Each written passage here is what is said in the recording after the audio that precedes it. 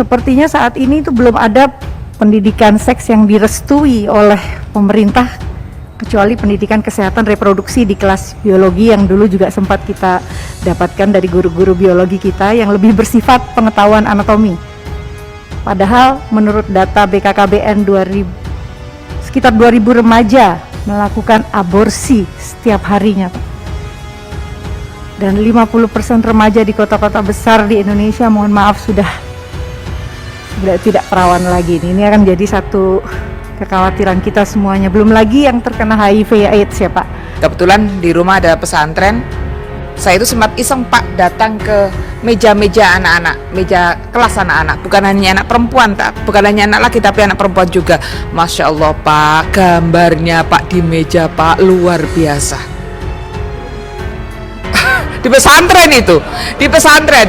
Masalahnya kalau ini bukan masalah pesantren atau tidak, masalah memang setiap anak itu pasti punya keinginan untuk tahu hal seperti itulah. Kita menutupinya, akhirnya mereka carinya di internet yang satu komunikasinya satu jalur saja, tidak bisa TikTok seperti itu. Masya Allah, kok yuk, ini dari mana anak-anak punya ide sampai gambar seperti itu, Pak? Terima kasih sudah klik video ini. Jangan lupa tekan tombol subscribe untuk bergabung. Dalam hitungan saya persilahkan kalian untuk tekan tombol subscribe. 10, 3, 2, 1.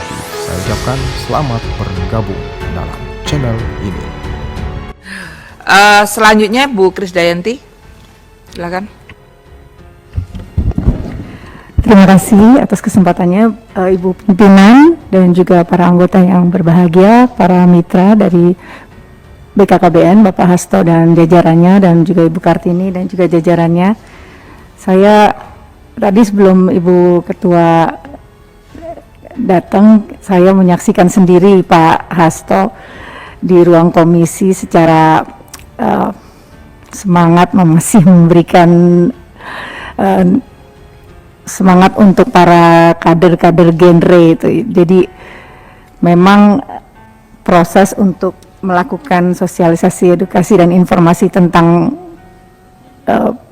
stunting ini perlu dilakukan masif, dan saya mengapresiasi kesediaan Pak Hasto sebagai Kepala BKKBN yang terus terjun langsung untuk menginisiasi acara-acara seperti itu, Pak, karena memang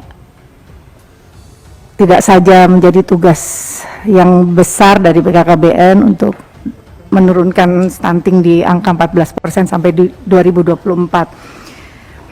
Pak, saya ingin menyampaikan dan juga mengapresiasi tentang peran pasti itu, Pak. Jadi,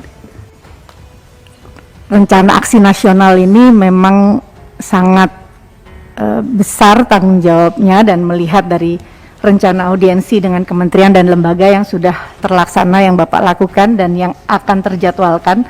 Ini kalau mengingat semuanya audiensi dengan kementerian dan lembaganya, ini semua lembaga-lembaga penting nih, Pak. Jadi saya pikir karena gerakannya aksi nasional, saya pikir mereka juga harus, dari kementerian dan lembaga ini harus benar-benar yang tadi disampaikan oleh senior kami Pak Darul Siska, ini nggak boleh lagi jadi ego sektoral, harus benar-benar mau melepas egonya untuk bersama-sama melangkah untuk merealisasikan gerakan aksi nasional ini, rencana aksi nasional ini menjadi satu upaya penting dalam penurunan angka stunting. Ini yang jadi catatan saya, Pak. Sepertinya saat ini itu belum ada pendidikan seks yang direstui oleh pemerintah kecuali pendidikan kesehatan reproduksi di kelas biologi yang dulu juga sempat kita dapatkan dari guru-guru biologi kita yang lebih bersifat pengetahuan anatomi. Padahal menurut data BKKBN sekitar 2000 remaja melakukan aborsi setiap harinya, Pak. Dan 50% remaja di kota-kota besar di Indonesia, mohon maaf, sudah tidak perawan lagi. Ini akan jadi satu kekhawatiran kita semuanya. Belum lagi yang terkena HIV AIDS ya, Pak. Nah, ini saat ini kita perlukan adanya kurikulum pendidikan seks yang sesuai dengan nilai-nilai Indonesia, menekankan nilai keagamaan, karakter Indonesia, dan pemahaman psikologis di samping pengetahuan reproduksi. Ini saya harapkan bisa menjadi upaya kita bersama, karena dari pintu pengetahuan tentang pendidikan seks dan reproduksi yang baik akan menekan stunting itu sendiri. Jadi saya berusaha untuk terus sebagai mitra tentunya bersama anggota yang lain untuk terus mengupayakan sosialisasi dan edukasi informasi tentang penekanan stunting ini di dapil kami masing-masing. Saya rasa itu aja Pak, penting catatannya. Terima kasih Ibu Ketua. Wassalamualaikum warahmatullahi wabarakatuh. Waalaikumsalam warahmatullahi wabarakatuh. Saya jadi ingat 2015 ketika baru masuk jadi anggota DPR, saya waktu itu datang ke Pak Anies Baswedan selaku Menteri Pendidikan saat itu untuk meminta bagaimana di Indonesia itu punya kurikulum khusus untuk kesehatan reproduksi. Karena akhirnya kalau enggak anak-anak itu malah mencarinya di ini kan Pak di internet. Kebetulan di rumah ada pesantren Bu Dani yang pernah ke tempat saya itu. Jadi saya itu sempat iseng Pak datang ke meja-meja anak-anak, meja kelas anak-anak, bukan hanya anak perempuan, bukan hanya anak laki tapi anak perempuan juga. Masya Allah Pak, gambarnya Pak di meja Pak luar biasa. Di pesantren itu, di pesantren.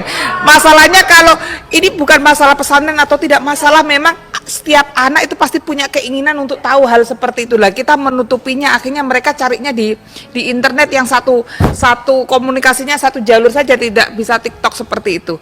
Masya Allah kok yuk, ini dari mana anak punya ide sampai gambar seperti itu Pak. Saya sepakat sebenarnya kalau kita ada platform yang jelas untuk apa yang di sekolahan, karena biasanya pendidikan biologi itu hanya retina mata gitu, tidak ada yang soal kesehatan reproduksi.